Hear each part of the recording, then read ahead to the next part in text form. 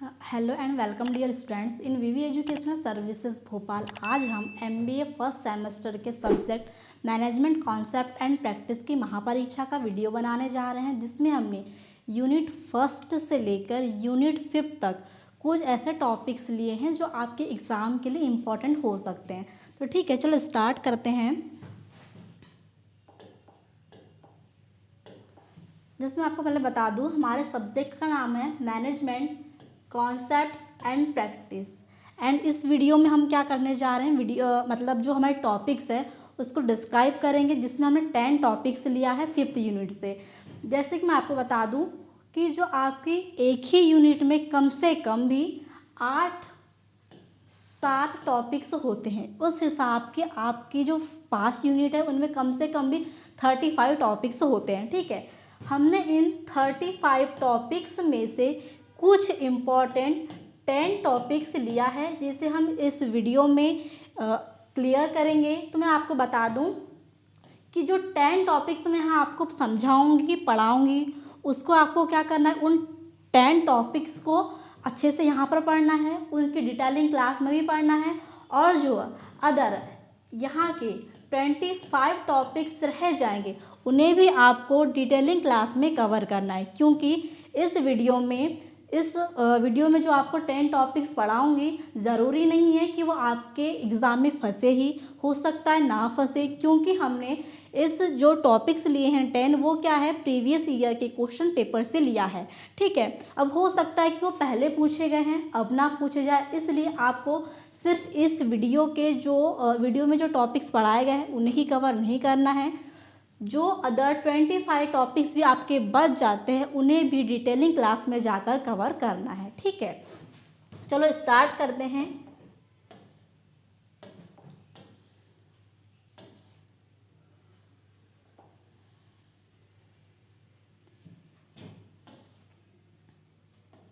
ठीक है, देखो हमारा फर्स्ट टॉपिक है मैनेजमेंट। हमारे सब्जेक्ट का नाम ही मैनेजमेंट कॉन्सेप्ट एंड प्रैक्टिस है, एंड फर्स्ट जो टॉपिक है उसका भी नाम मैनेजमेंट है। सबसे पहले हम देखते हैं कि मैनेजमेंट क्या होता है। Management is the process of planning, organizing, directing and controlling resources like people, money, time and material to achieve goal effectively and efficiently. ठीक है, तो मैनेजमेंट क्या होता है? मैनेजमेंट वह प्रक्रिया है, या बोल सकते हैं कि मैनेजमेंट वह प्रोसेस है जिसमें लक्ष्य प्राप्त करने के लिए लोगों, धन, समय और संसाधन, मतलब पीपल, मनी, टाइम, मटेरियल, ठीक है, इन रिसोर्सेज का, ये क्या है, किसी भी गोल को अचीव करने के लिए जो इन लोग हैं, धन है, समय है, संसाधन है, ये क्या है, हमारे पास रिसोर्सेज है। इनका यूज़ करके हम क्या कर सकते हैं, इनका यूज़ करके हम हमारा जो भी लक्ष्य है, जो भी गोल है, उसे प्राप्त कर सकते हैं। ठीक है, तो मैनेजमेंट क्या है? मैनेजमेंट वह प्रोसेस है जिसमें हम अपने लक्ष्य को प्राप्त करने के लिए लाइक रिसोर्सेज जैसे लोग, धन, समय आदि का यूज़ करके सबसे पहले क्या बनाते हैं, उसकी योजना बनाते हैं। जैसे कि हमने क्या किया, हमें कोई काम करना था, हम सबसे पहले क्या करेंगे, उसके लिए एक प्लानिंग बनाएंगे, उसे व्यवस्थित करेंगे, ठीक है, उसको ऑर्गेनाइज करेंगे, मार्गदर्शन देंगे, ठीक है, नियंत्रण करेंगे। ये सारी चीज़ें क्या होती है, शामिल होती है किसी भी गोल को अचीव करने के लिए। तो सिंपल सा बोले तो मैनेजमेंट क्या है? मैनेजमेंट वह प्रोसेस है जिसमें किसी भी लक्ष्य को प्राप्त करने के लिए जो भी रिसोर्स हमारे पास उपलब्ध है, जैसे कि लोग, धन, पैसा, ठीक है, टाइम, इन सभी का यूज़ करके उसको क्या किया जाता है, सबसे पहले प्लानिंग किया जाता है, उसको ऑर्गेनाइज किया जाता है, स्टाफिंग किया जाता है, उसको एक डायरेक्शन दी जाती है, और कोई प्रॉब्लम हो तो उससे कंट्रोल बनाया जाता है। इन सारी चीज़ों को शामिल करके ही किसी गोल को अचीव किया जाता है, यही कहलाता है मैनेजमेंट।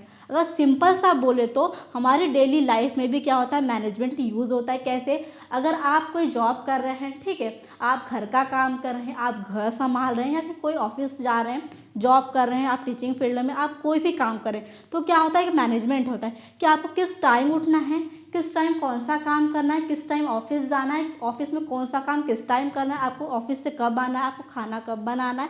आपकी जो ये प्लानिंग होती है, ठीक है, आपके जो काम होते हैं आप उसको क्या करते हैं, प्लान करते हैं, उस हिसाब से उसको ऑर्गेनाइज करते हैं, उसको स्टाफिंग करते हैं कि हमको कौन सा काम किस टाइम पे करना है, उसको एक डायरेक्शन देते हैं। अगर आपको लग रहा है कि ये काम इस टाइम पे होना चाहिए तो आप उस पर कंट्रोल भी बनाते हैं। ये क्या है, हमारी डेली लाइफ में भी मैनेजमेंट यूज़ हो रहा है। ठीक है, तो हमारा फर्स्ट टॉपिक था मैनेजमेंट, जिसकी हमने डेफिनेशन देखा।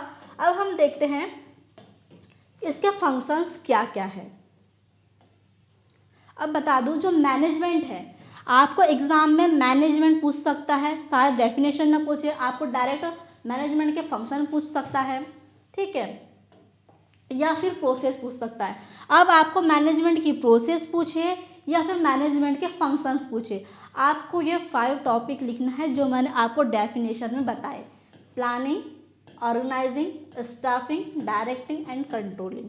ये क्या है, ये मैनेजमेंट के फंक्शंस भी है और मैनेजमेंट की प्रोसेस भी है। किसी भी काम को करने के लिए या किसी भी काम को मैनेज करने के लिए, उसका मैनेजमेंट देखने के लिए सबसे पहले क्या की जाती है, प्लानिंग की जाती है, फिर ऑर्गेनाइजिंग की जाती है, फिर स्टाफिंग की जाती है, फिर डायरेक्टिंग की जाती है, फिर कंट्रोलिंग किया जाता है। ठीक है, अब फंक्शन के हिसाब से सोचे तो मैनेजमेंट के कार्य कौन कौन से हैं, planning, organizing, staffing, directing and controlling. ये 5 जो टॉपिक है आपको एग्जाम में डेफिनेटली पूछा ही जाता है किसी ना किसी रूप में। ठीक है, और एक चीज़ बता दूं, ये जो आपके टॉपिक है planning, organizing, staffing, controlling and directing, आपको हर एक यूनिट में दिया। जैसे कि प्लानिंग में बता दूं, आपकी 3rd यूनिट का फर्स्ट टॉपिक है प्लानिंग। अब मैं यहाँ पर इस फंक्शन में आपको प्लानिंग क्या है समझा दूंगी, क्या है उसका एग्जाम्पल के साथ अच्छे से समझा दूंगी। बट आपको क्या करना है, मैं इस डिटेलिंग क्लास में, मतलब इस 1 घंटे की वीडियो में आपको सारा चीज़ नहीं बता सकती, इसलिए मैं प्लानिंग की ओनली डेफिनेशन बताऊंगी। आपको इसकी टाइप्स, इसकी प्रोसेस यूनिट 3rd के फर्स्ट टॉपिक में जाकर क्लियर करना है। वहाँ की डिटेलिंग क्लास में इसका वीडियो देखना है, क्योंकि क्वेश्चन पूछा जा सकता है कि प्लानिंग क्या है, उसकी प्रोसेस क्या है, उसके टाइप्स क्या है। ठीक है, तो आपको क्या करना है, 3rd यूनिट का फर्स्ट टॉपिक में से कवर करना है। डेफिनेशन में आपको यहाँ पर बता दूंगी। और भी देखिए, आपके 4th यूनिट में, 5th यूनिट में भी क्या है, ये आपको टॉपिक्स दिए गए हैं अलग अलग, organizing, staffing, controlling and directing. यहाँ पर मैं आपको एक एक बार सारी चीज़ें बता दूंगी, उसके बाद इसको मैं डबल नहीं बताऊंगी, तो आप यही टॉपिक यहाँ पर क्लियर कर लेना। ठीक है, क्योंकि आपकी 3rd, 4th, 5th यूनिट तीनों में टॉपिक दिए हुए हैं। चलो स्टार्ट करते हैं कि मैनेजमेंट की प्रोसेस क्या है, या फिर कह सकते हैं कि मैनेजमेंट का फंक्शंस क्या है, जिसमें फर्स्ट है प्लानिंग। प्लानिंग क्या है, आपको पता है कि प्लानिंग क्या होता है। प्लानिंग मतलब योजना बनाना। जैसे कि आपको कहीं जाना है, ठीक है, आप कोई प्लान कर रहे हैं, मान लो कि आपको घूमने जाना है, तो आप क्या करेंगे, सबसे पहले प्लानिंग करेंगे। प्लानिंग में क्या क्या चीज़ें आती है कि आपको कहाँ जाना है, कब जाना है, क्यों जाना है, कितने लोग जाना है, कैसे जाना है, ये क्या होती है, हमारी प्लानिंग होती है। उस प्लानिंग के अकॉर्डिंग हम क्या करते हैं, जो बाद के प्लान्स होते हैं, जो बाद के हमारी ऑर्गेनाइजिंग होती है वो करते हैं। फर्स्ट स्टेप क्या है, planning. Planning is the process of deciding in advance what to do, how to do, when to do and who will do it. योजना क्या है, मतलब प्लानिंग क्या है, प्लानिंग बनाना वह प्रक्रिया, वह प्रोसेस है जिसमें पहले से तय किया जाता है कि क्या करना है, कैसे करना है, कब करना है और कौन करेगा। ठीक है, जैसे मैंने आपको बताया, अगर आप प्लान करने आपको कहाँ जाना है, सबसे पहले आप क्या करेंगे, आप सबसे पहले प्लान बनाते हैं कि आपको कहाँ जाना है, कब जाना है, कैसे जाना है, कौन कौन जाएगा। ये क्या होती है, प्लानिंग होती है। इससे जो हमने 5 फंक्शंस देखा था, planning, organizing, directing, staffing and controlling, इससे हम एक एग्जाम्पल से समझेंगे। मान लो कि कॉलेज में क्या है, सेमिनार होना है। ठीक है, एग्जाम्पल हमारा है कि कॉलेज में सेमिनार होना है, तो सबसे पहले तय क्या जाता है, सबसे पहले यह तय किया जाता है कि सेमिनार की तारीख क्या होगी, विषय क्या होगा, बजट कितना होगा, कौन कौन सी जिम्मेदारी कौन संभालेगा। यही क्या होती है, प्लानिंग होती है। क्योंकि कोई भी फंक्शन अरेंज करने से पहले उसकी प्लानिंग की जाती है, किस डेट पे रखना है, ठीक है, किस किस को बुलाना है, कितना बजट लगेगा, कौन कौन सी चीज़ होगी, किस सब्जेक्ट को सेमिनार लिया जाएगा, ये सारी चीज़ों क्या होती है, प्लानिंग होती है। हमारा फर्स्ट फंक्शन या फर्स्ट प्रोसेस क्या है, फर्स्ट प्रोसेस है हमारी प्लानिंग। अब सेकंड फंक्शन देखते हैं हम इसका, ऑर्गेनाइजिंग। ऑर्गेनाइजिंग मतलब संगठन बनाना। ठीक है, अब जो प्लानिंग हो गई है उसको क्या करना, संगठन करना, उसको ऑर्गेनाइज करना। ठीक है, organising in the process of arranging resources and assigning duties to achieve the plan गोल।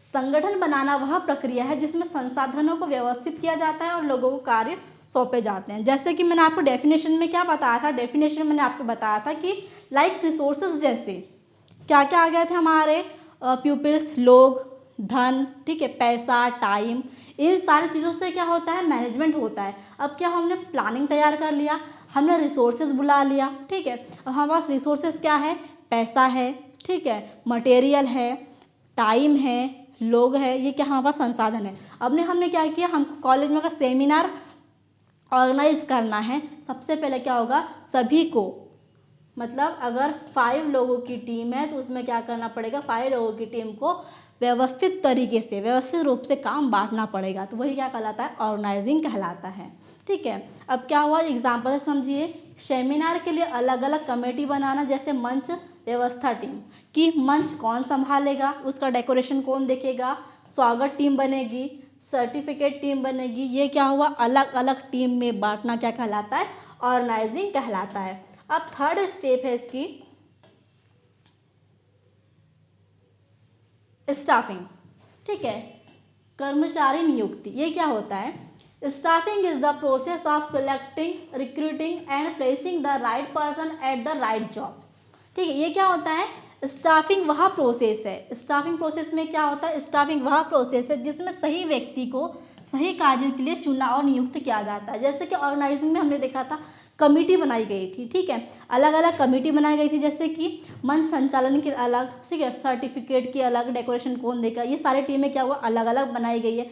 अब क्या किया जाता है स्टाफिंग में, स्टाफिंग में ये देखा जाता है कि कौन सा काम का किसको अनुभव है, अनुभव के हिसाब से क्या किया जाता है, उसको सिलेक्ट किया जाता है, मतलब राइट पर्सन को राइट जॉब दी जाती है, राइट प्लेस दिया जाता है। मान लो अगर किसी व्यक्ति को स्टेज मतलब एंकरिंग के लिए रख दिया गया, उससे एंकरिंग नहीं आती तो ये क्या होगा, गलत होगा। इसलिए स्टाफिंग क्या है, स्टाफिंग वह प्रोसेस है जिसमें उस व्यक्ति को राइट प्लेस पर राइट जॉब दी जाती है, ठीक है। एग्जाम्पल देखिए, अगर एंकरिंग के लिए अच्छे बोलने वाले छात्र को चुना जाए तो तकनीकी काम के लिए क्या होगा, आईटी छात्र को लगाया जाए, मतलब यहाँ पर क्या किया, उसके अनुभव के अनुसार उसको उसका काम दिया गया, ठीक है। ये क्या होती है, थर्ड स्टेप होती है। अब इसमें है फोर्थ स्टेप, जिसे कहते हैं डायरेक्टिंग। डायरेक्टिंग मतलब निर्देशन देना। Directing is the process of guiding, leading and motivating employ to perform their task effectively. निर्देशन वह प्रक्रिया है जिसमें कर्मचारी को मार्गदर्शन, नेतृत्व और प्रेरणा दी जाती है ताकि वे कार्य सही ढंग से करें। अब क्या हुआ, देखो, प्लानिंग हो गई, ऑर्गेनाइजिंग हो गई, स्टाफिंग हो गया, मतलब अपने एक्सपीरियंस के हिसाब से काम बांट दिया। अब क्या होगा, उसको डायरेक्शन दी जाएगी, मतलब कार्यक्रम के दौरान जो भी टीम बनी हुई है उनको मोटिवेशन दिया जाएगा कि काम कैसे करना है, उसको डायरेक्शन दिखाई जाएगी, किस डायरेक्शन में आपको काम करना है, उनको मोटिवेशन दिया जाएगा, उसको लीड किया जाएगा। अगर 5 लोग की टीम में उसका क्या, एक टीम लीडर है, वो क्या करेगा, अपनी पूरी टीम को लीड करेगा, क्योंकि उसे वो डायरेक्शन देगा किस डायरेक्शन में आपको काम करना है, आपको किसके लिए काम करना है, उनको क्या करेगा, मोटिवेशन देगा। ये कहलाता है डायरेक्टिंग। एग्जाम्पल देखिए, कार्यक्रम के दौरान टीम को समझाना, मोटिवेट करना, निर्देशन देना कि समय पर सभी गतिविधियाँ पूरी हो सके, ये क्या कहलाता है, ये डायरेक्टिंग कहलाता है। फिर फिफ्थ स्टेप है कंट्रोलिंग, ये लास्ट स्टेप होती है, नियंत्रण करना। Controlling is the process of checking whether work is going according to the plan and correcting deviation if needed. नियंत्रण वह प्रोसेस होती है जिसमें यह जांच की जाती है कार्य योजना के अनुसार हो रहा है या नहीं, ठीक है। ये लास्ट स्टेप पे अब क्या हो रहा है, प्लानिंग हो गई, ऑर्गेनाइजिंग हो गई, स्टाफिंग हो गई, डायरेक्टिंग भी हो गई, आप क्या हो, कंट्रोलिंग। मान लो अगर कोई काम चल रहा है, जैसे कि वो फंक्शन क्या है, चल रहा है, सेमिनार चल रहा है, अब उसमें देखा जाए कोई प्रॉब्लम तो नहीं हो रही है, कोई प्रॉब्लम क्रिएट तो नहीं हो सकती, ठीक है। इन सारी चीज़ों को देखते हुए अगर लग रहा है कि यहाँ पर कुछ चेंज करना चाहिए, उस पर क्या किया जाता है, कंट्रोल किया जाता है। एग्जाम्पल देखिए, यदि सेमिनार का बजट अधिक खर्च हो रहा है तो खर्च क्या करना पड़ेगा, कम करना पड़ेगा, समय पर कार्यक्रम पूरा करना पड़ेगा। ये क्या था, कंट्रोलिंग था। जो हमारा काम प्लान हुआ था उसके हिसाब से जो ऑर्गेनाइजिंग हुई, स्टाफिंग हुई, डायरेक्टिंग हुई, उसमें क्या किया, उसमें उस बजट को ध्यान में रखते हुए बजट कम किया गया और कार्यक्रम को समय के अनुसार ख़त्म किया गया। इससे क्या हो गया, उसका जो बजट था उसमें कंट्रोल आया। ये 5 स्टेप किसकी है, मैनेजमेंट की है, जो आपको पूछी ही जाती है एग्जाम में फंक्शन के रूप में, ठीक है। फंक्शन के रूप में पूछी जा सकती है, प्रोसेस के रूप में पूछी जा सकती है, या फिर आपको अलग से या तो कंट्रोलिंग क्वेश्चन आ जाएगा, प्लानिंग क्वेश्चन आ जाएगा, डायरेक्टिंग क्वेश्चन आ जाएगा, ऑर्गेनाइजिंग क्वेश्चन आ जाएगा, या फिर स्टाफिंग, अलग भी क्वेश्चन आ सकता है। ठीक है, आपको आपकी जो थर्ड फोर्थ यूनिट में टॉपिक अलग अलग आपको दिए हुए हैं, आपको इनकी डिटेलिंग क्लास से वहाँ पर कवर करना चाहिए। मैंने आपको पहले भी बताया था और अभी भी बता रही हूँ। ठीक है, अब हम देखते हैं second topic.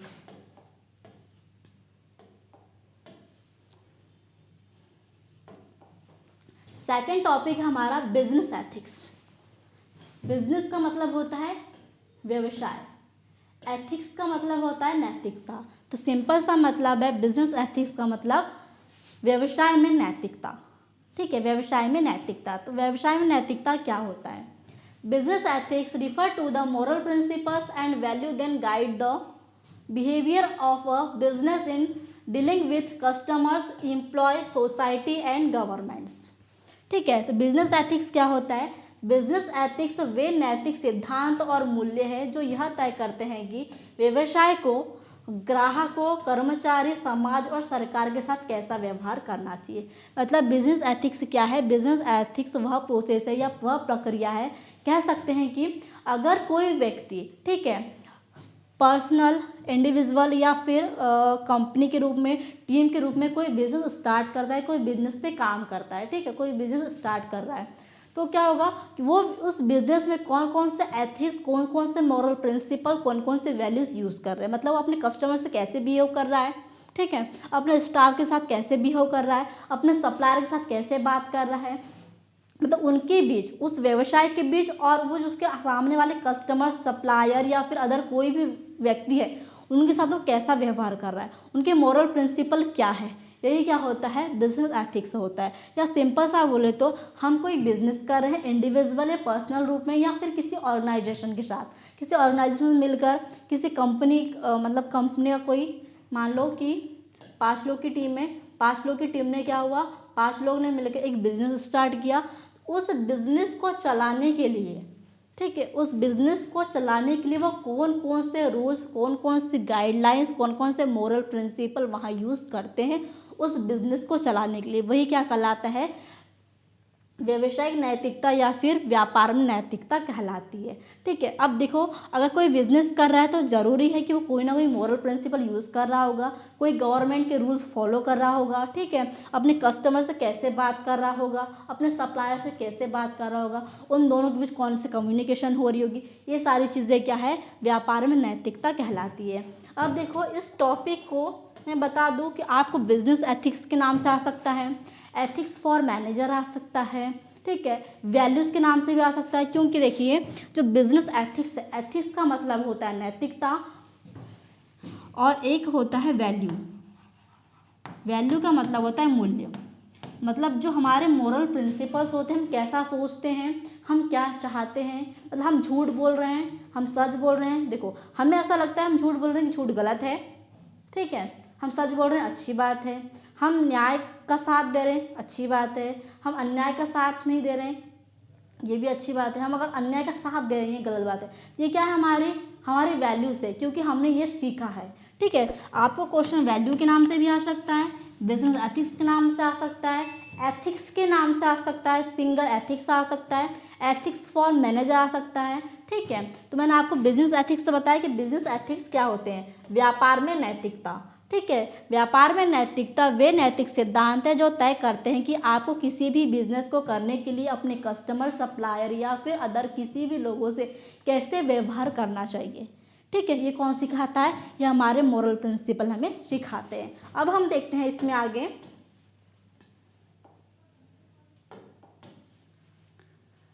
Ethics for manager. ठीक है, अगर कोई कहना चाहिए बिजनेसमैन हो गया, ठीक है, अगर बिजनेसमैन है उसको, अगर कोई बिजनेस कर रहा है उसको बिजनेसमैन करेंगे, और कोई ऑफिस में है, मैनेजर है, मैनेजर की पोस्ट पे है, तो उसे क्या बोलेंगे? मैनेजर कहेंगे। ठीक है, अब हम देखेंगे कि इस बिजनेस में एक मैनेजर के कौन कौन से एथिक्स होना चाहिए, या फिर हम बोल सकते हैं कोई बिजनेस में, जैसे हम बिजनेस एथिक्स पढ़ा, तो आप बिजनेसमैन के नाम से देखिए एक बिजनेसमैन के कौन कौन से एथिक्स होना चाहिए। ठीक है, एथिक्स फॉर बिजनेसमैन बोल सकते हैं या एथिक्स फॉर मैनेजर बोल सकते हैं।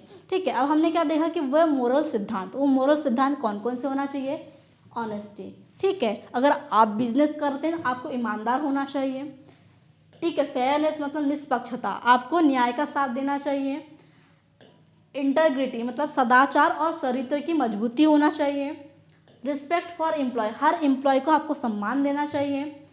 अकाउंटेबिलिटी मतलब जवाबदेही, अपने निर्णयों की जिम्मेदारी खुद को लेना चाहिए। ये सारी चीज़ें किस में होती है, एक बिजनेसमैन में होना चाहिए या किसी मैनेजर में होना चाहिए। आपको ये क्वेश्चन रिस्पॉन्सिबिलिटी ऑफ मैनेजर के रूप में पूछा जा सकता है, एथिक्स फॉर मैनेजर के रूप में पूछा सकता है, मतलब क्वेश्चन आपको किसी भी रूप में पूछे जा सकते हैं। ठीक है, आपको बस उसका कॉन्सेप्ट ध्यान में रखना है कि इस कॉन्सेप्ट के अंदर क्या आ सकता है। ठीक है, तो ये तो सिंपल है। ऑनेस्ट मतलब क्या होना चाहिए, ईमानदार होना चाहिए, सच बोलना चाहिए, मैनेजर को झूठ नहीं बोलना चाहिए। झूठ बोल के कोई भी अपना जिसको कस्टमर है आप उसे झूठ बोल के क्या कर रहे हैं, सामान बेच रहे हैं, तो ये क्या है, गलत चीज़ है। आपको क्या करना है, अपने बिजनेस में अपने काम के प्रति ईमानदार होना है। निष्पक्षता, सभी कर्मचारी को, अगर आपके काम में या आपके बिजनेस में आपके साथ 5 लोग काम करें तो आपको 5 के साथ समान व्यवहार करना है। ठीक है, आपको समान सैलरी देना है, बोनस साथ में देना है। ये क्या चीज़ें होती है, किसी बिजनेसमैन के एथिक्स होते हैं। ठीक है, सही काम करना,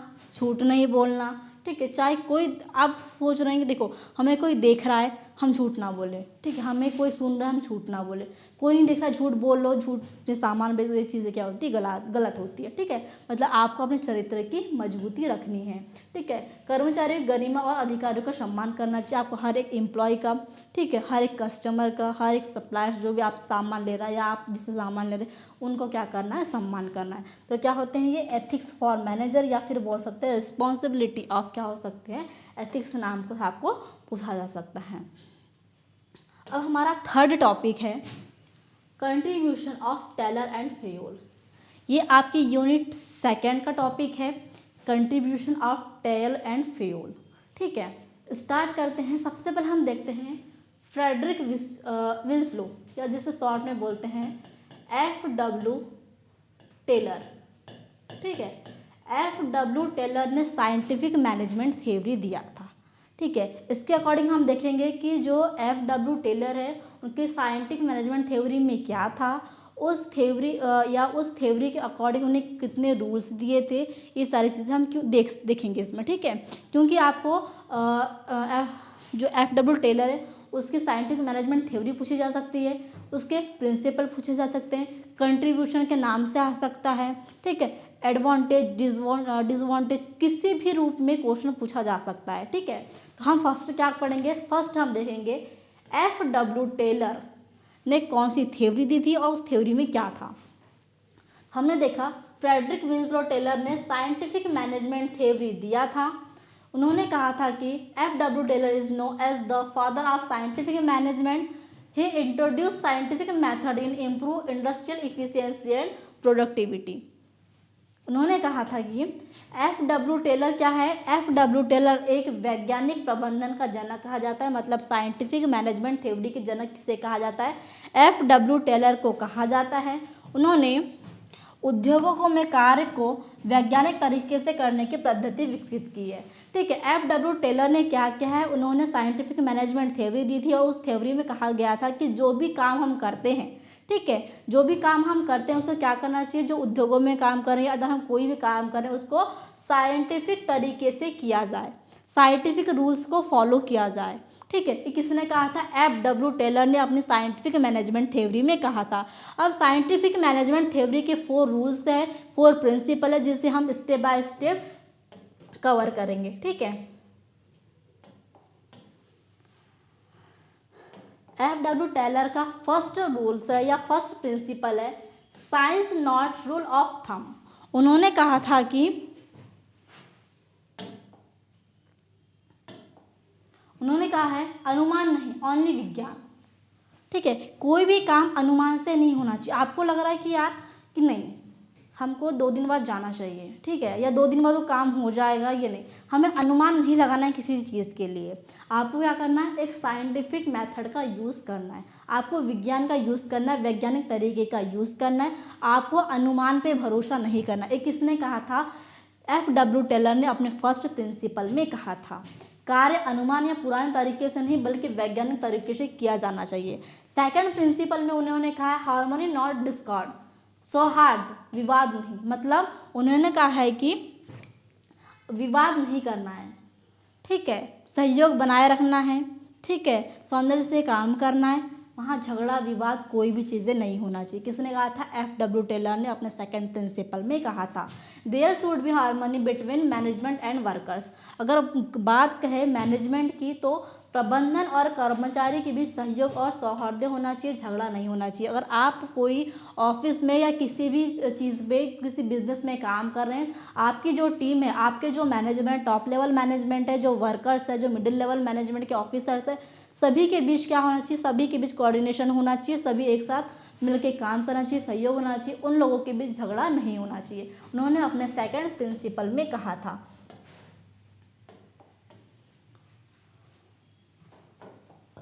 थर्ड है कोऑपरेशन नॉट इंडिविजुअल, ठीक, सहयोग नॉट अ व्यक्तिगत, मतलब व्यक्तिगत स्वार्थ नहीं होना चाहिए। आपको सिर्फ अपने लिए नहीं सोचना है। अगर आप किसी ऑर्गेनाइजेशन में काम कर रहे हैं, आप किसी ऑर्गेनाइजेशन के लिए काम कर रहे हैं, तो आपको इस ऑर्गेनाइजेशन के लिए सोचना है, ना कि पर्सनल चीज़ों में, ठीक है। आपको लग रहा है कि आपका इसमें फ़ायदा है तो आपको वो चीज़ नहीं करनी, आपको देखना है कि हमारे ऑर्गेनाइजेशन का फ़ायदा किस चीज़ में है, आप क्या कर सकते हैं ऑर्गेनाइजेशन के लिए जिसमें ऑर्गेनाइजेशन का फ़ायदा हो। मतलब आपको व्यक्तिगत ना सोचते हुए ऑर्गेनाइजेशनल सोचना है, ठीक है। कोऑपरेशन, सहयोग, नॉट अ इंडिविजुअल, ठीक है। प्रबंधन और कर्मचारी मिलकर काम करें, केवल अपने हित के बारे में ना सोचें। फिर फोर्थ है development of each and every person, प्रत्येक व्यक्ति का विकास, ठीक है। अगर कोई भी काम हो रहा है, ठीक है, मान लो एक क्या है, जैसे मैं बताया एक ऑर्गेनाइजेशन है, उस ऑर्गेनाइजेशन में 10 एम्प्लॉय काम कर रहे हैं। अगर ये HR डिपार्टमेंट है, HR डिपार्टमेंट में 10 एम्प्लॉय है, 10 एम्प्लॉय में से 8 जो एम्प्लॉय है वो अच्छे हैं, ठीक है, उन्हें हर प्रकार के स्किल है, वो हर काम को कर पा रहे हैं, तो क्या होना चाहिए? वो जो 2 एम्प्लॉय जिससे क्या है कोई चीज़ नहीं आ रही, वो नहीं सीख पा रहे, उनको ट्रेनिंग दी जानी चाहिए, ताकि क्या हो सके, हर व्यक्ति का विकास होना चाहिए। ऐसा नहीं कि इस 8 व्यक्ति को आ रहा है, इस 8 एम्प्लॉय को आ रहा है तो आप उन्हें ही सिखाओ या उन्हें ही कराओ, नहीं। उन्होंने कहा था कि जो 2 एम्प्लॉय थे जिन्हें कुछ नहीं आ रहा था, जो नहीं सीख पा रहे थे, उन्हें भी क्या होना चाहिए? उनका भी व्यक्तिगत विकास होना चाहिए, प्रत्येक व्यक्ति का विकास होना ही चाहिए। किसने कहा था? ये कहा था F.W. टेलर ने, ओके। ये था F.W. टेलर की साइंटिफिक मैनेजमेंट थ्योरी। उन्होंने उसमें कहा था कि क्या होना चाहिए, उद्योगों में या किसी पर्सनल काम में कोई भी आप करें तो उसको क्या किया जाए, उसको साइंटिफिक तरीके से किया जाए। उन्होंने उस पर 4 प्रिंसिपल दिए थे, हमने 4 प्रिंसिपल भी कवर किया। अब देखेंगे हम इसमें हेनरी फेयोल, पहले देखा था हमने कंट्रीब्यूशन ऑफ टेलर, अब देखेंगे हम कंट्रीब्यूशन ऑफ फेयोल, ठीक है। फेयोल ने क्या कहा था? फेयोल ने एडमिनिस्ट्रेटिव मैनेजमेंट थ्योरी कहा था। अब देखिए, आपको ये एग्जाम में ओनली मैनेजमेंट थ्योरी के नाम से पूछा जा सकता है या फिर ओनली एडमिनिस्ट्रेटिव थ्योरी के बारे में, एडमिनिस्ट्रेटिव थ्योरी भी पूछा जा सकता है, या फिर से आपको only contribution of Henry Fayol पूछ ले, ठीक है। हेनरी फेयोल जहाँ वर्ड आता है आपको याद रखना चाहिए कि हेनरी फेयोल मतलब एडमिनिस्ट्रेटिव थ्योरी या फिर मैनेजमेंट थ्योरी। अब हम देखते हैं कि एडमिनिस्ट्रेटिव जो थ्योरी थी जो हेनरी फेयोल ने दिया था, उन्होंने क्या कहा था, किस लिए दिया था? Henry Fayol was a French management theorist who developed the administrative theory of management. He focused on management at the top level administration. उन्होंने कहा, जो हेनरी फेयोल थे एक फ्रांसीसी प्रबंधन विचारक धारक थे। उन्होंने प्रशासनिक प्रबंधन सिद्धांत दिया। उन्होंने प्रबंधन के उच्च स्तर मैनेजमेंट लेवल पर ध्यान दिया। उन्होंने क्या किया है?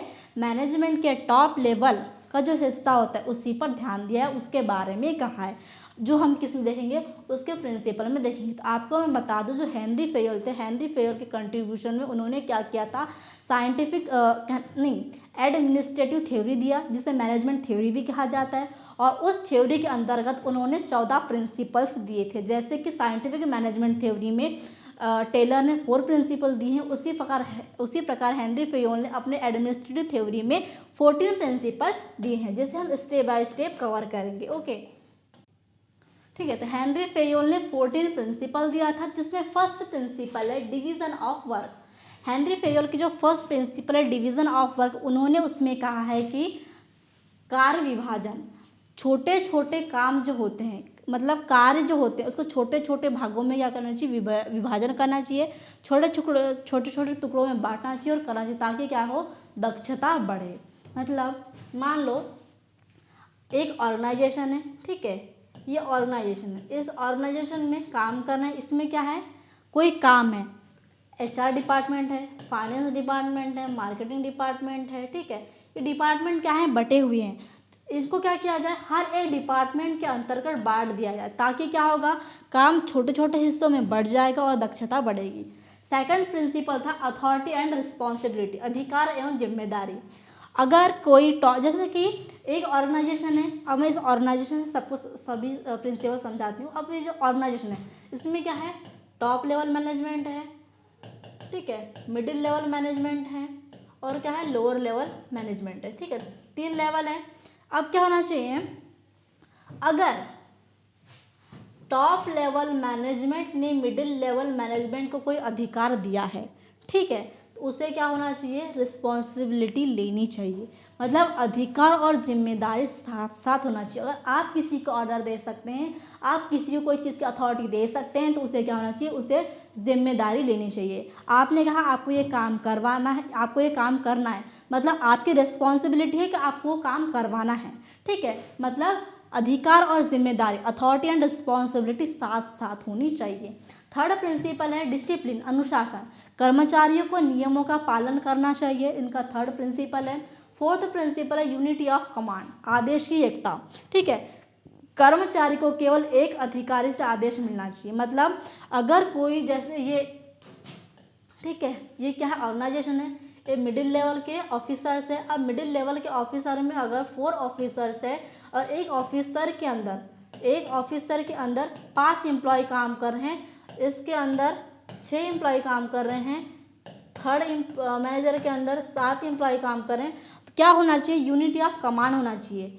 ये जो मैनेजर ओनली इन्हीं को ऑर्डर देगा, ठीक है।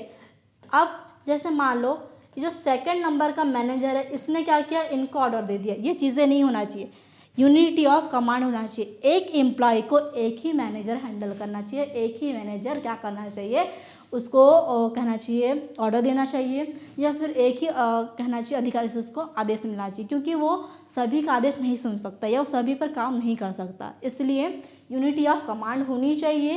कर्मचारियों को केवल एक ही अधिकारी से या एक ही मैनेजर से ऑर्डर मिलना चाहिए।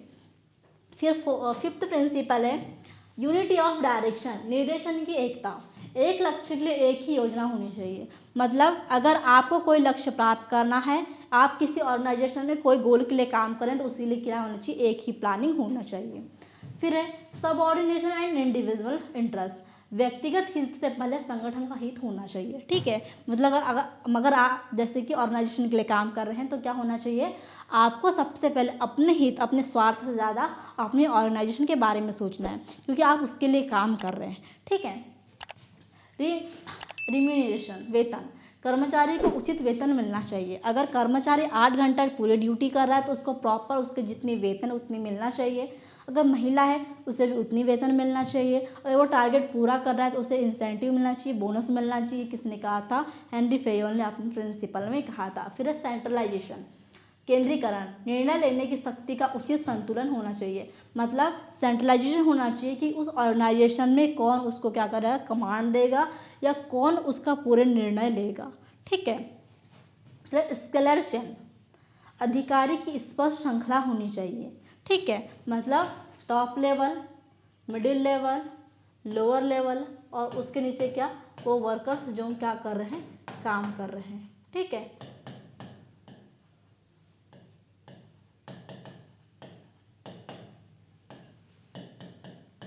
ठीक है, मतलब क्या होना चाहिए, जो अधिकारी है उसकी स्पष्ट एक श्रृंखला होना चाहिए। मतलब ये किसको देगा, ये अपनी प्रॉब्लम इसको बताएगा, ये इसको बताएगा, ये इसके पास जाएगा, यहाँ से सॉल्यूशन आएगा तो तीनों के सॉल्यूशन को कंप्लीट करेगा, ठीक है। ये चीज़ें क्या होना चाहिए, इसमें होना चाहिए। अधिकारी की जो श्रृंखला है वो स्पष्ट होना चाहिए। अब 10वां है ऑर्डर, ठीक है, व्यवस्था, सही व्यक्ति सही स्थान पर होना चाहिए। मतलब अगर डिपार्टमेंट बटे हुए हैं, मैनेजर अलग अलग डिपार्टमेंट में बैठते हैं, तो उन्हें क्या होना चाहिए, एक व्यवस्था, एक ऑर्डर के रूप में बैठना चाहिए। मान लो अगर हम किसी ऑर्गेनाइजेशन में काम कर रहे हैं, आपको पता है कि एचआर मैनेजर कहाँ बैठता है, ठीक है, एचआर कहाँ बैठता है, आप क्या करेंगे, आप तुरंत जाएंगे, एचआर से आपको मिलना है, आप तुरंत जाएंगे उसके इसी डिपार्टमेंट में जाएंगे।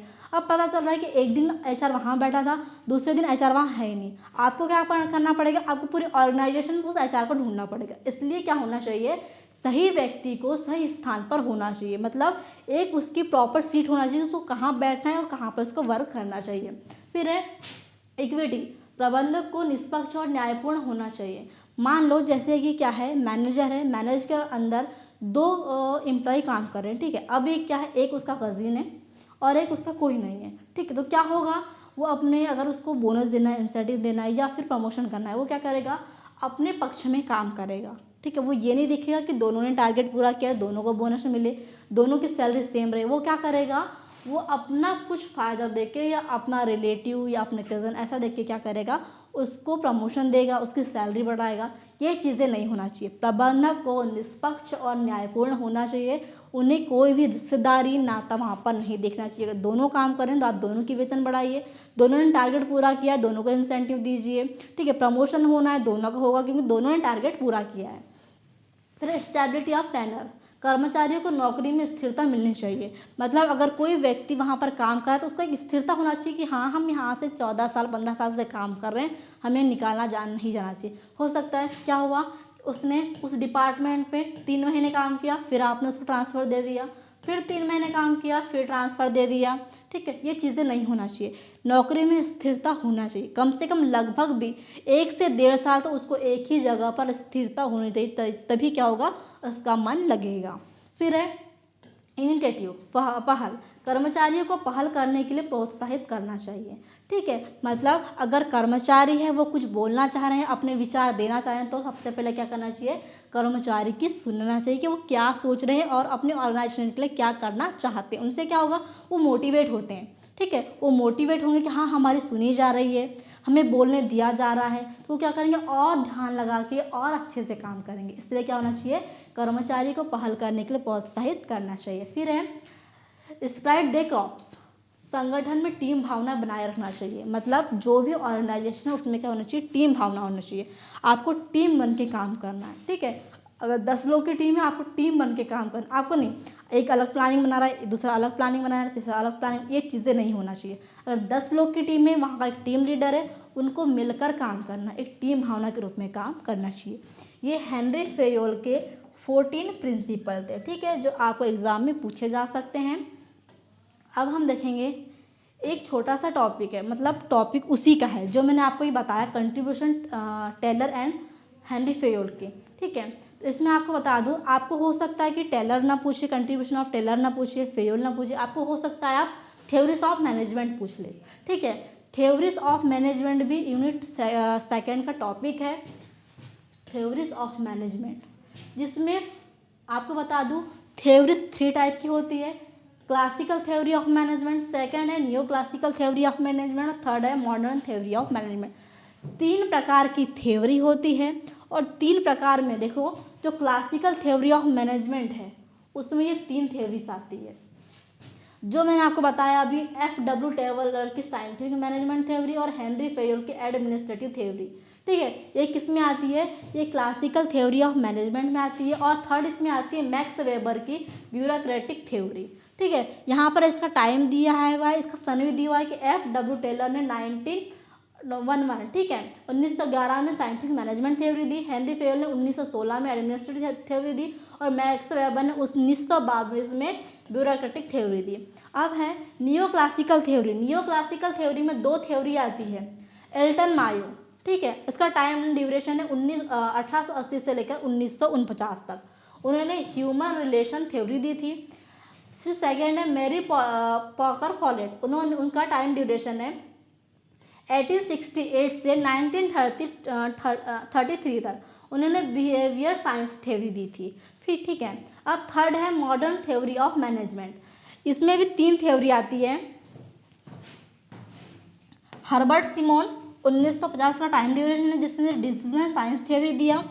सेकेंड है लीडिंग वॉन बर्टलेनी, इसने 1950 से 1960 का टाइम ड्यूरेशन जिसने सिस्टम थ्योरी दिया। फिर है J.W. Lawrence and P.R. Lawrence, इन्होंने उनका टाइम ड्यूरेशन 1970 जिसने कंटिन्यूजेंसी थ्योरी दिया। अब देखो मैंने आपको साइंटिफिक मैनेजमेंट थ्योरी बता दिया, एडमिनिस्ट्रेटिव थ्योरी बता दिया। हो सकता है आपको दोनों ना पूछे, आपको ब्यूरोक्रेटिक थ्योरी दे दो मैक्स वेबर की, या आपको ह्यूमन रिलेशन थ्योरी पूछ रहे इल्टन मायो की, या फिर बिहेवियर साइंस थ्योरी पूछ रहे मैरी फॉलेट की, या फिर आपको हर्बर्ट सिमोन की डिसीजन साइंस थ्योरी पूछ ले, या लुडिंग वॉन की सिस्टम थ्योरी पूछ ले, या फिर ये लॉर्स एंड लॉरेंस की कंटिन्यूजेंसी थ्योरी पूछ ले। हो सकता है, ठीक है। इसलिए आपको क्या करना है, आपको scientific management theory, administrative theory के अलावा भी जो थ्योरी दी गई है न्यू क्लासिकल थ्योरी में, मॉडर्न थ्योरी, इन्हें भी कवर करना है, ठीक है। ये चीज़ें थी, मैंने आपको बता दिया है। अब हम देखते हैं थर्ड टॉपिक।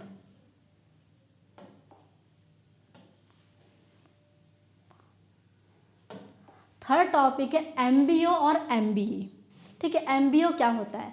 एमबीओ का फुल फॉर्म होता है मैनेजमेंट बाय ऑब्जेक्टिव, ठीक है। मैनेजमेंट बाय ऑब्जेक्टिव क्या होता है? Management by objective is a management technique in which manager and employ jointly set specific goal and work together to achieve them. MBO क्या होता है? एमबीओ वह मतलब मैनेजमेंट टेक्निक है जिसमें प्रबंधक और कर्मचारी मिलकर स्पष्ट लक्ष्य निर्धारित करते हैं। इसमें क्या होगा, इसमें जो प्रबंधक है, मतलब कहना चाहिए जो मैनेजर है और जो कर्मचारी, वो दोनों मिलकर काम करते हैं, ठीक है। मतलब जो हमारा मैनेजर है और जो हम कर्मचारी, दोनों मिलकर काम करते हैं और दोनों मिलकर ही क्या करते हैं, लक्ष्य निर्धारित करते हैं और उन्हें प्राप्त करने के लिए कार्य करते हैं, ठीक है। एग्जाम्पल समझिए, मान लीजिए किसी कॉलेज में लक्ष्य रखा गया है कि इस वर्ष 30% अधिक प्रवेश लेने हैं, तो क्या होगा, इसमें प्राचार्य शिक्षक मिलकर यह लक्ष्य तय करेंगे और उसी के अनुसार कार्य करेंगे। ये क्या है, एमबीओ है। तो एमबीओ वह प्रोसेस है या वह मैनेजमेंट टेक्निक है जिसमें कर्मचारी और प्रबंधक दोनों मिलकर काम करते हैं और दोनों मिलकर उस ऑर्गेनाइजेशन का, उस कंपनी का गोल निर्धारण करते हैं, उस गोल पर काम करते हैं, ठीक है। सिंपल सा है एमबीओ। इसके एलिमेंट्स देख लेते हैं कि इसके अंदर क्या क्या चीज़ें आती है। तो एमबीओ के अंदर क्या क्या आता है? सबसे पहले आता है गोल सेटिंग, स्पष्ट और मापने योग्य लक्ष्य तय करना। सेकंड आता है पार्टिसिपेशन, कर्मचारियों को लक्ष्य निर्धारण करने में शामिल करना।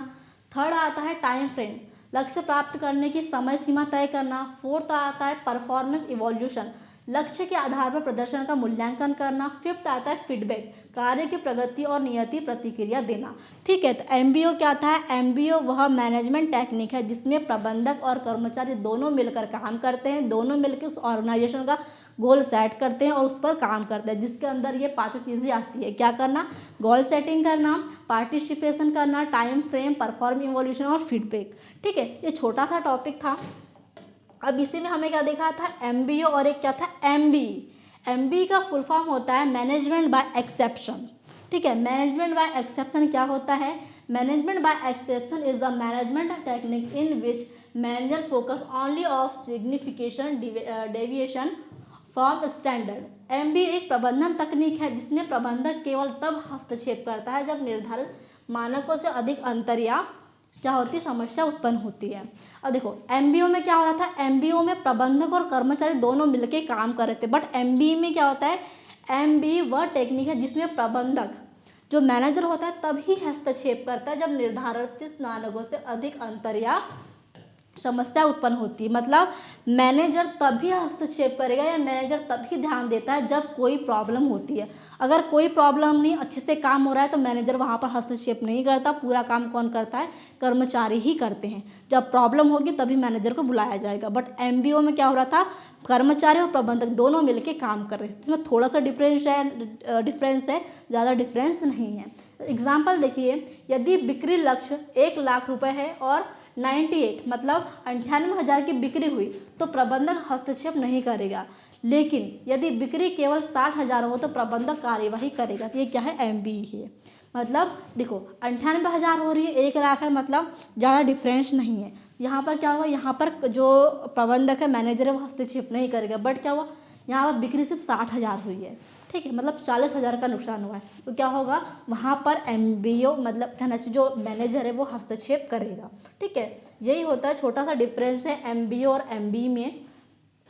इसमें क्या क्या आता है? इसमें आता है सेटिंग स्टैंडर्ड, कार्य के लिए पहले से मानक तय करना, मेजरिंग परफॉर्मेंस जो वास्तविक प्रदर्शन है उसको मापना, कंपेयरिंग विथ स्टैंडर्ड मानक और वास्तविक कार्य की तुलना करना, आइडेंटिफाइंग डेविएशन अंतर या समस्या की पहचान करना, टॉकिंग करेक्टिव एक्शन केवल गंभीर स्थिति में सुधारात्मक कदम उठाना। ये चीज़ें किस में आती है, एक चीज़ें आती है एमबीए में, ठीक है। तो ये था एमबीओ और एमबीओ, छोटा सा डिफरेंस आप याद रखिए, ओके।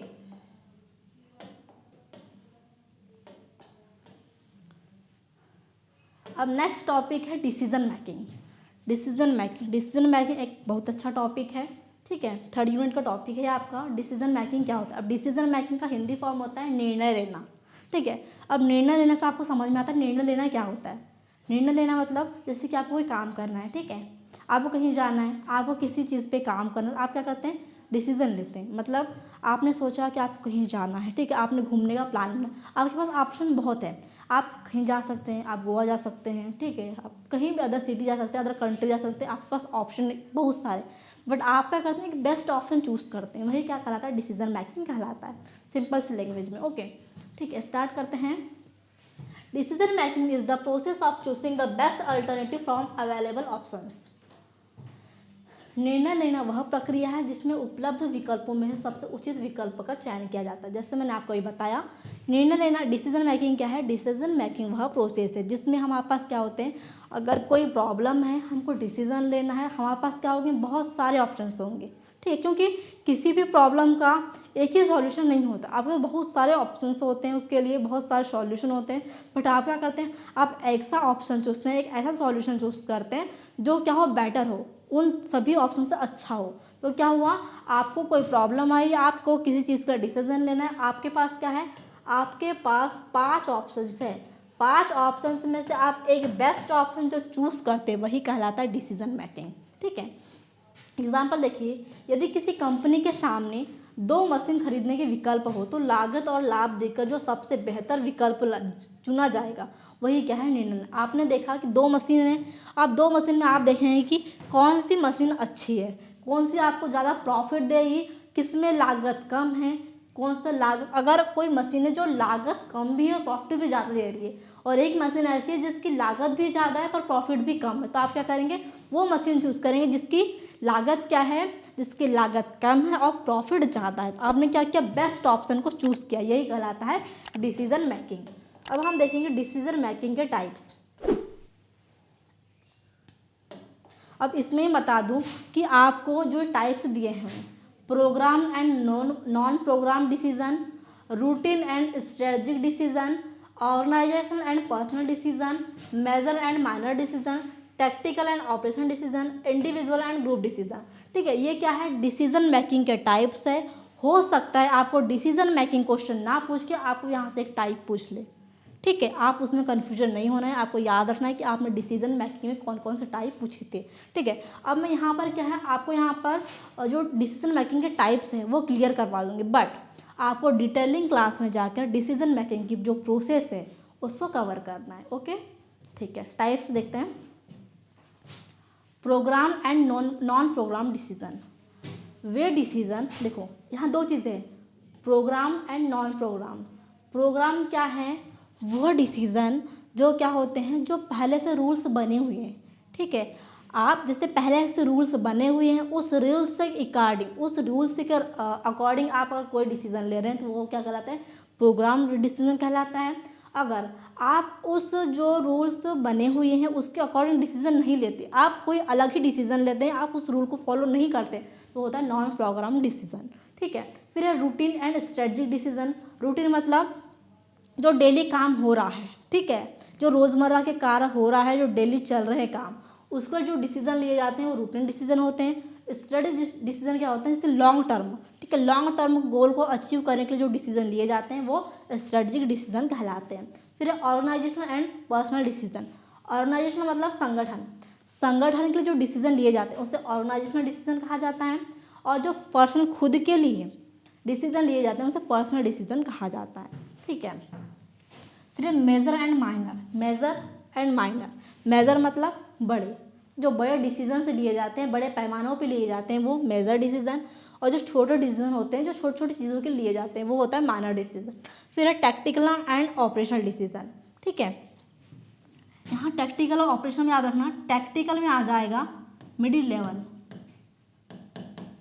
ठीक है, जो मिडिल लेवल मैनेजर के ऑफिसर्स, जो मिडिल लेवल के जो ऑफिसर्स जो डिसीजन लेते हैं, ठीक है, वो कहलाता है टैक्टिकल डिसीजन। और ऑपरेशन डिसीजन क्या होते हैं, जो लोअर लेवल के जो मैनेजर्स, जो लोअर लेवल के एम्प्लॉयज़ होते हैं, जो अपने जो डेली काम के लिए, ठीक है, डेली कौन से काम होना है, हमें कौन सा काम करवाना है, जो सुपरवाइज़र जो डिसीजन लेते हैं कि हमें आज कौन सा काम करवाना है, हमें किस काम में हेल्प करनी है, ये होता है ऑपरेशनल डिसीजन। मतलब जो डेली काम होंगे उसके जो डिसीजन लिए जाएंगे वो ऑपरेशनल डिसीजन। और जो टैक्टिकल डिसीजन कौन होता है, जो मिडिल लेवल मैनेजमेंट के ऑफिसर्स लेते हैं। फिर इंडिविजुअल एंड ग्रुप डिसीजन। ठीक है, आप किसी भी चीज़ के लिए इंडिविजुअल व्यक्तिगत कोई निर्णय ले रहे हैं तो वो इंडिविजुअल डिसीजन होता है, और आप सबके साथ मिलकर एक टीम मिलकर डिसीजन ले रहे हैं वो ग्रुप डिसीजन होता है। ठीक है, तो छोटे छोटे हैं, आपने जो इसके 6 टाइप है, मैंने आपको शॉर्ट में सारे जो टाइप्स है सारी टॉप टाइप्स की छोटी छोटी डेफिनेशन बता दी है। ठीक है, आप इस जो मैंने बताया मौखिक रूप से आपने याद रख के एग्ज़ाम में लिख सकते हैं। ठीक है, अगर आप इंग्लिश में लिख रहे हैं तो आपको थोड़ा और पढ़ना पड़ेगा, या आप हिंदी में लिख रहे हैं एग्ज़ाम तो क्या होगा, आपको ये बहुत ही नॉर्मली आप लिख सकते हैं, क्योंकि मैंने आपको बहुत ही क्लियर लैंग्वेज में इस चीज़ को डिफ़ाइन किया है। ठीक है, तो मैंने आपको टॉपिक यहाँ पर क्या बता दिया, मैंने टाइप्स बता दिए डिसीजन मेकिंग के। प्रोसेस आपको डिटेलिंग क्लास से कवर करनी है। ओके, फिर है 7th टॉपिक। 7th टॉपिक हमारा डिपार्टमेंटेशन। ठीक है, डिपार्टमेंटेशन का मतलब होता है विभागीकरण। विभागीकरण का मतलब आपको समझ में, विभागीकरण विभाग, जैसे कि मैंने आपको बताया ऑर्गेनाइजेशन है, उसमें क्या होगा, HR डिपार्टमेंट होगा, फाइनेंस डिपार्टमेंट होगा, मार्केटिंग डिपार्टमेंट होगा। मतलब क्या है, अलग अलग डिपार्टमेंट, अलग अलग विभाग क्या हुए हैं, बटे हुए हैं। ठीक है, तो देखते हैं हम डिपार्टमेंटेशन क्या होता है।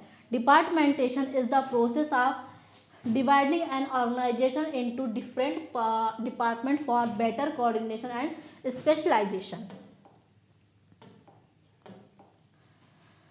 विभागीकरण वह प्रक्रिया है जिसमें संगठन को अलग अलग विभागों में बांटा जाता है ताकि कार्य सुचारू रूप से हो सके। ठीक है, डिपार्टमेंटेशन क्या होता है, डिपार्टमेंटेशन वह प्रक्रिया या वह प्रोसेस है जिसमें संगठन को, मतलब ऑर्गेनाइजेशन को बोल सकते हैं, किसी कंपनी को बोल सकते हैं, किसी संस्था को बोल सकते हैं। ठीक है, संस्था को अलग अलग विभागों में बांटा जाता है ताकि कार्य सुचारू रूप से हो सके।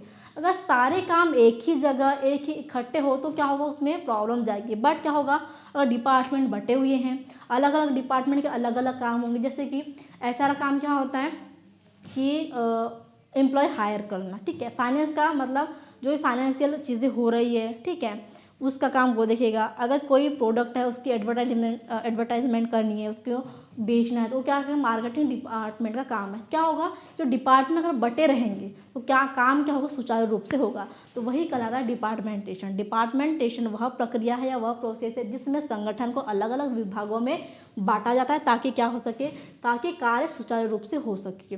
ये क्यों ज़रूरी है, वाई नीडेड, ये इसलिए ज़रूरी है क्योंकि वर्क स्पेशलाइजेशन होगा, बेटर कंट्रोल होगा, इजी सुपरवाइजन होगा और क्लियर रिस्पॉन्सिबिलिटी रहेगी। रिस्पॉन्सिबिलिटी सबकी क्लियर रहेगी, अलग अलग रहेगी।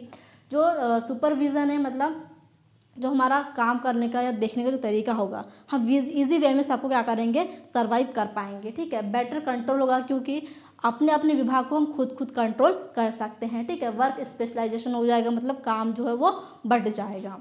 फिर एडवांटेज क्या है इसके एडवांटेज है स्पेशलाइजेशन बढ़ती है, कंट्रोल आसान होता है। डिसएडवांटेज क्या हो सकते हैं इसके, डिपार्टमेंट में कॉन्फ्लिक्ट हो सकता है, मतलब विवाद हो सकता है, झगड़े हो सकते हैं। ठीक है, कोऑर्डिनेशन की समस्या आ सकती है।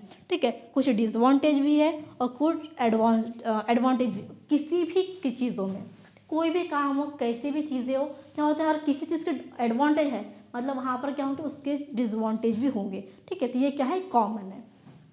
अब हम देखेंगे कि डिपार्टमेंटेशन के टाइप्स कौन कौन से होते हैं। ये हमने देख लिया कि क्यों ज़रूरी है, इसके एडवांटेज क्या है, डिसएडवांटेज क्या है, इसकी डेफिनेशन क्या है। अब हम देखेंगे कि इसके टाइप्स क्या है। ठीक है, फर्स्ट है इसमें फंक्शनल डिपार्टमेंटेशन, सेकंड है प्रोडक्ट डिपार्टमेंटेशन, थर्ड है जियोग्राफिक डिपार्टमेंटेशन, फोर्थ है कस्टमर डिपार्टमेंटेशन, फिफ्थ है प्रोसेस डिपार्टमेंटेशन। ठीक है, तो डिपार्टमेंटेशन को फिफ्थ टाइप में बांटा गया है। फंक्शनल डिपार्टमेंट मतलब कार्य के आधार पर, प्रोडक्ट डिपार्टमेंट मतलब उत्पाद के आधार पर, जियोग्राफिक मतलब क्षेत्र के आधार पर, कस्टमर डिपार्टमेंट मतलब ग्राहक के आधार पर, और प्रोसेस डिपार्टमेंटेशन मतलब कार्य प्रक्रिया के आधार पर। मतलब इन पांचों टाइप के आधार पर किसको, डिपार्टमेंटेशन को अलग अलग प्रकार से विभाजित किया गया है। अब फंक्शनल डिपार्टमेंट में क्या क्या आएगा, एचआर, मार्केटिंग और फाइनेंस। जैसे मैंने आपको बताया कि एचआर का काम क्या होता है, एचआर काम होता है कि एम्प्लॉयज़ को हायर करना। फाइनेंस का मतलब क्या होता है कि आर्थिक संबंध, जैसे पैसों से जुड़ी जो भी समस्या है वो कहाँ सॉल्व होती है, फाइनेंस डिपार्टमेंट में। मार्केटिंग डिपार्टमेंट में क्या होता है, जैसे कि कोई प्रोडक्ट बना, उसकी सेल करनी है, उसको एडवर्टाइजमेंट करना है, तो वो प्रोडक्शन मतलब जो प्रोडक्ट बन रहा है, जिसकी प्रोडक्टिविटी हो रही है, ठीक है, वो किस में आता है, प्रोडक्ट डिपार्टमेंट में आता है। ये किसके आधार पर है, काम के आधार पर, उत्पाद के आधार पर टीवी डिवीज़न, मोबाइल डिवीज़न, क्षेत्र के आधार पर नॉर्थ जोन, साउथ जोन आ गया, ग्राहक के आधार पर रिटेल कस्टमर, कॉर्पोरेट कस्टमर आ गया, कार्य प्रक्रिया के आधार पर क्या क्या है, कटिंग, असेंबलिंग और पैकिंग आ गया। ठीक है, तो ये क्या होता है, डिपार्टमेंटेशन के टाइप होते हैं जो 5 भागों में बांटे गए हैं, 5 आधार पर बांटे गए हैं। ठीक है, जिसके अंदर ये सारी चीज़ें आती है। अब हमारा नेक्स्ट टॉपिक है इसमें span of control. Span of control क्या होता है, नियंत्रण का विस्तार। Span of control refer to the number of subordinate a manager can effectively supervise. Span of control का अर्थ है कि एक प्रबंधक कितने कर्मचारी को प्रभावी रूप से नियंत्रित कर सकता है। ठीक है, स्पेन ऑफ कंट्रोल का मतलब क्या होता है, जैसे कि एक मैनेजर है, एक मैनेजर के अंडर में कितने व्यक्ति काम कर रहे हैं और वो कितने व्यक्तियों को कंट्रोल कर सकता है, यही कहलाता है स्पेन ऑफ कंट्रोल। इसमें टाइप्स है, 2 टाइप्स आते हैं इसमें, नैरो स्पेन और वाइड स्पेन। ठीक है, नैरो स्पेन का मतलब होता है कम कर्मचारी, मतलब सिर्फ 4-5 लोग। अगर किसी मैनेजर के अंदर ओनली 4-5 लोग काम कर रहे हैं, मतलब वो क्या होता है, नैरो स्पेन होता है। और किसी प्रबंधक मतलब किसी मैनेजर के अंडर में अगर 10 से 15 लोग काम कर रहे हैं, मतलब वो क्या होता है, वाइड स्पेन कहलाता है। बट इसमें क्या होगा, नैरो स्पेन में इसमें सिर्फ 4 से 5 लोग हैं, तो क्या होगा, जो उसका सुपरविजन है वो क्लोजली हो सकता है, मतलब हम पास से उस चीज़ को सुपरवाइज कर सकते हैं। बट क्या होगी, इसमें कॉस्ट ज़्यादा लगेगी। और इसमें क्या है, ज़्यादा कर्मचारी, 10 से 15 कर्मचारी, तो क्या होगा, इसमें कॉस्ट तो कम होगी बट कंट्रोल भी कम होगा। क्यों, क्योंकि हम इसको क्लोजली सुपरवाइज नहीं कर पाएंगे। ये होता है मतलब यही है क्या, स्पेन ऑफ कंट्रोल के 2 टाइप्स। जहाँ पर एग्जाम्पल से देख लो, अगर एक HOD 5 टीचर को मैनेज कर रहा है मतलब नैरो स्पेन, और वो 20 टीचर को मैनेज कर रहा है मतलब वाइड स्पेन। मतलब जिसमें ज़्यादा कर्मचारी है वो वाइड स्पेन और जिसमें कम कर्मचारी है वो नैरो स्पेन। ठीक है, तो यह था स्पेन ऑफ कंट्रोल, या सिंपल सा बोलते हैं स्पेन ऑफ कंट्रोल क्या है। स्पेन ऑफ कंट्रोल वह प्रोसेस है, उसका अर्थ ये होता है कि एक प्रबंधक कितने कर्मचारियों को प्रभावी रूप से नियंत्रित कर सकता है, मतलब वो अपने अंडर में कितने लोगों को काम करवा सकता है और किस पे वो अपना परफेक्टली सुपरविजन कर सकता है, वही कहलाता है स्पेन ऑफ कंट्रोल। अब नेक्स्ट टॉपिक है डिसेंट्रलाइजेशन। डिसेंट्रलाइजेशन क्या होता है, डिसेंट्रलाइजेशन का मतलब होता है विकेंद्रीकरण। Decentralization is the distribution of decision making authority to lower level of management. विकेंद्रीकरण वह प्रक्रिया है जिसमें निर्णय लेने की शक्ति निचले स्तर को दी जाती है।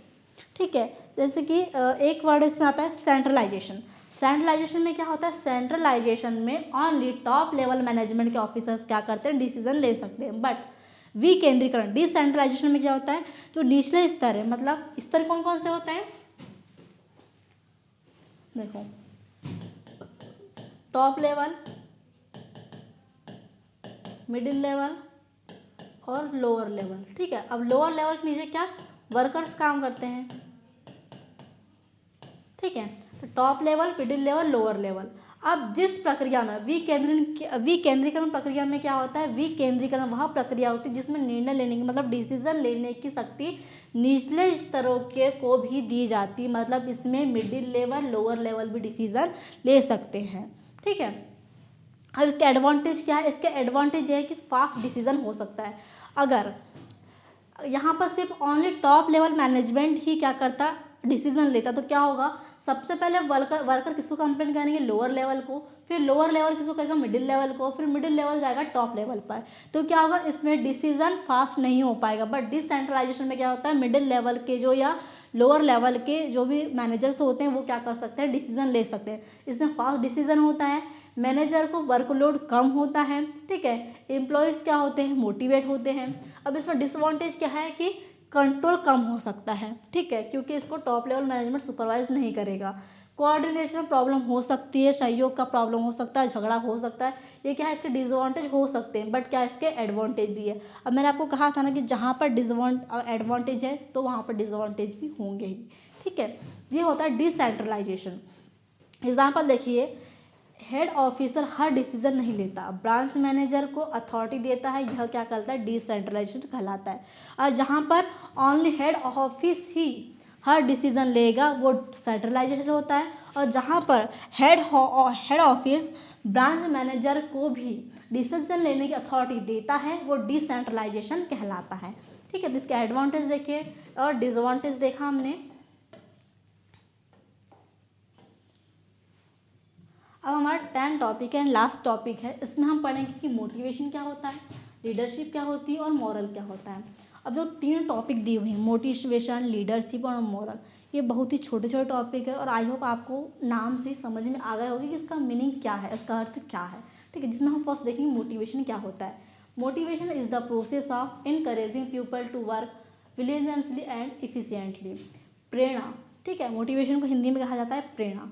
प्रेरणा वह प्रोसेस होती है जिसमें व्यक्ति को उत्साहपूर्वक कार्य करने के लिए प्रेरित किया जाता है। जैसे कि कोई हमारा एम्प्लॉय है, हमारी कंपनी में काम कर रहा है, उसको स्किल्स नहीं है, तो हमारा काम का क्या है, उसको स्किल्स सिखाना, उसको मोटिवेशन करना कि वो कर सकता है, वो कर पाएगा, ठीक है, ताकि वो क्या करे, वो मोटिवेट होगा, काम करेगा, उसको प्रेरणा मिलेगी, ठीक है। यही छोटा सा मीनिंग है मोटिवेशन का, प्रेरणा देना, ठीक है, अपने एम्प्लॉयज़ को काम करने के लिए उत्साहित करना, उन्हें काम करने के लिए उनकी हेल्प करना, उनको मोटिव करना, ठीक है, यही कहलाता है मोटिवेशन। एग्जाम्पल देखिए, मैनेजर एम्प्लॉय को बोनस या प्रेस देता है ताकि वो क्या करे, अच्छा काम करे, तो वो भी क्या है, एक मोटिवेशन है। क्योंकि देखो, एम्प्लॉय का बोनस मिलेगा, उन्हें टारगेट पूरा किया, उसको बोनस मिला, इंसेंटिव मिला, ठीक है, उसको अच्छी अच्छी मतलब शुभकामनाएं मिली, तो क्या होगा, वो उस चीज़ से मोटिवेट होगा, वो उस चीज़ से मोटिवेट होगा और अच्छा काम करेगा, ठीक है। अब हम देखेंगे मोटिवेशन के टाइप्स। तो मोटिवेशन के 2 टाइप्स होते हैं, फर्स्ट है पॉजिटिव मोटिवेशन और सेकंड है नेगेटिव मोटिवेशन। तो पॉजिटिव मोटिवेशन क्या होता है, motivation through reward and appreciation, जहाँ पर पुरस्कार और प्रशंसा देकर प्रेरित किया जाता है। जैसे कि उसने टारगेट पूरा किया, उसको क्या मिला, बोनस मिला, प्रमोशन मिला, सैलरी इंक्रीज हुई, ये क्या था, एक पॉजिटिव मोटिवेशन था। क्या हुआ, उसने टारगेट पूरा किया, उसको अच्छा पुरस्कार मिलेगा, बोनस मिलेगा, सैलरी इंक्रीज होगी, प्रमोशन होगा, तो क्या होगा, उस चीज़ से और मोटिवेट होगा, ठीक है, वो अच्छा और काम करेगा, उस चीज़ के लिए और सोचेगा, उस पर और ज़्यादा काम करेगा। ये तो क्या था, पॉजिटिव मोटिवेशन है। अब सेकंड क्या है इसमें, नेगेटिव मोटिवेशन। नेगेटिव मोटिवेशन कैसे हो सकता है, motivation through fear and punishment, दंड या डर से प्रेरित करना। अब क्या होता है, पहले उसने वो काम नहीं कर पाया, ठीक है, उसने टारगेट पूरा नहीं कर पाया, उसने गोल को अचीव नहीं कर पाया, अब वो क्या करेगा, अब वो जो डर से उसको मोटिवेशन मिलता है, ठीक है, उसको डर रहता है कि अगर मैंने ये काम नहीं किया तो मेरी सैलरी नहीं बढ़ेगी, मेरा तो बोनस नहीं मिलेगा, मेरी सैलरी कट जाएगी। तो जो डर, ठीक है, मतलब जो पनिशमेंट या फिर डर से हमें प्रेरित, हम प्रेरणा लेते हैं, जो मोटिवेशन लेते हैं, हमारे डर के कारण हम नहीं कर पाए तो हमें सैलरी नहीं मिलेगी, सैलरी कट हो जाएगी, प्रमोशन नहीं मिलेगा, सैलरी इंक्रीज नहीं होगी, बोनस नहीं मिलेगा, इंसेंटिव नहीं मिलेगा, मतलब ये क्या हम सोच रहे हैं, नेगेटिव सोच रहे हैं, ठीक है, हमारी नेगेटिव सोच है क्योंकि हमने इसके लिए काम नहीं किया है। एक नेगेटिव सोच, ये नेगेटिव मोटिवेशन, ठीक है, इसमें क्या किया जाता है, जैसे कि सैलरी कट और वार्निंग लेटर, ये क्या होता है, नेगेटिव मोटिवेशंस भी होते हैं। हम क्या करते हैं, जो नेगेटिव मोटिवेशन की सहायता से भी क्या कर सकते हैं, किसी भी चीज़ को, किसी गोल को अचीव कर सकते हैं। तो क्या होगा, मोटिवेशन क्या होता है, मोटिवेशन मतलब प्रेरणा, ठीक है। इसके 2 टाइप्स हमने देखे, पॉजिटिव और नेगेटिव मोटिवेशन। अब सेकंड है इसमें लीडरशिप। लीडरशिप तो बहुत ही सिंपल है, leadership is the ability of influence and guide people toward achieving goal. नेतृत्व वह क्षमता है जिसमें एक व्यक्ति दूसरों को लक्ष्य प्राप्त करने के लिए प्रभावित और मार्गदर्शन करता है। जैसे कि उसने क्या हुआ, 5 लोग की 10 लोग की टीम है, ठीक है, 10 लोग की क्या है यहाँ पर टीम है। अब इस 10 लोग की टीम में क्या है, एक क्या है टीम लीडर है, ठीक है, एक टीम लीडर। ये टीम लीडर क्या करेगा, अपने 9 जो हमारे उनके साथ जो काम करे उसको लीड करेगा, उनको लीडरशिप देगा, ठीक है। उससे क्या होगा, वो उसके नेतृत्व में आके उसका मोटिवेशन सुन के उसको उससे लीड होकर क्या करेंगे, उसको उसके लिए काम करेंगे, वो प्रभावित होंगे उसके मोटिवेशन से। यही क्या कहलाती है, लीडरशिप कहलाती है। जैसे आपने नेताओं को देखा है, ठीक है, वो कैसे लीड करते हैं, वो लोग कैसे लीडरशिप निभाते हैं। टीम लीडर सबको गाइड करता है और मोटिवेट करता है टारगेट अचीव करने के लिए। ये भी क्या है, एक लीडरशिप है। अगर वो टीम लीडर अपनी टीम को क्या कर रहा है, मोटिवेट कर रहा है, गाइड कर रहा है, अप्रिसिएट कर रहा है, तो वो क्या है, एक लीडरशिप कहलाती है। तो बहुत ही सिंपल टॉपिक है, बट आपको क्या करना है, जैसे मैंने आपको छोटा छोटा समझाया है, बट आप एग्ज़ाम में सिर्फ इतना नहीं लिख सकते हैं। आपको क्या करना है, आपको इनकी डिटेलिंग क्लास में जाकर इन टॉपिक को और अच्छे से समझना है, और इसके अंदर क्या क्या चीज़ें और कर सकते हैं, क्या लिख सकते हैं, ये सब सोचते हुए, ये सब काम करते हुए क्या करना है, इसको कवर करना है।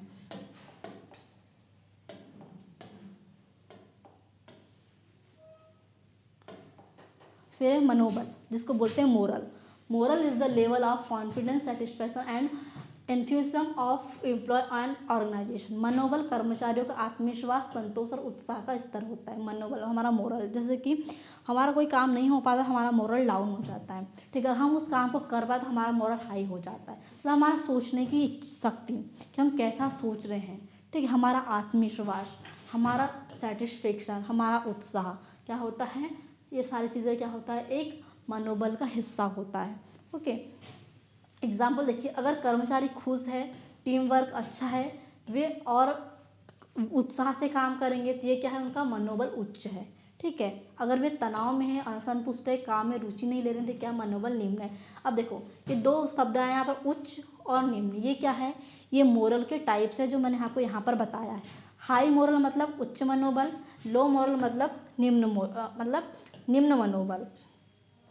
When employee feel confident, satisfied and enthused about their work, जब कर्मचारी आत्मविश्वास से संतुष्ट और उत्साह से भरे हो तो उसे क्या कहते हैं, हाई मनोबल, या कह सकते हैं हाई मोरल, ठीक है। कॉन्फिडेंस लेवल अच्छा होता है, आत्मविश्वास रहता है, उत्साह रहता है, ठीक है, हम कर पाएंगे, हम कर सकते हैं, ये क्या होता है, हाई मोरल होता है, ठीक है। और वहीं के वहीं अगर when employee feel dissatisfied, stressed और अनहैप्पी एट वर्क, जब कर्मचारी अपने काम से खुश नहीं होते, उस चीज़ से सेटिस्फाई नहीं होते, ठीक है, उनकी जो वो स्ट्रेस्ड होते हैं, उससे क्या कहते हैं, उससे वो असंतुष्ट रहते हैं, तनावग्रस्त महसूस करते हैं, उससे कहते हैं लो मोरल, ठीक है। अब मोरल तो सभी के अंदर होता है, किसी का हाई मोरल होता है, किसी का लो मोरल होता है, वो कंडीशन के हिसाब से डिपेंड करता है कि अगर आप अच्छा कर रहे हैं, आपका अच्छा चल रहा है काम, हाई मोरल रहेगा। वहीं अगर आपका कुछ गलत हो जाता है, आप नहीं कर पा रहे, तो आपका वहाँ पर लो मोरल हो जाएगा, ठीक है। तो वो आपके काम पर और आपके कॉन्फिडेंस लेवल पर, आपकी कंडीशन पर, आपकी पोजीशन पर डिपेंड करता है कि आपका मोरल कैसा है, ठीक है। ये था मोटिवेशन, लीडरशिप एंड मोरल, तीन चीज़ें,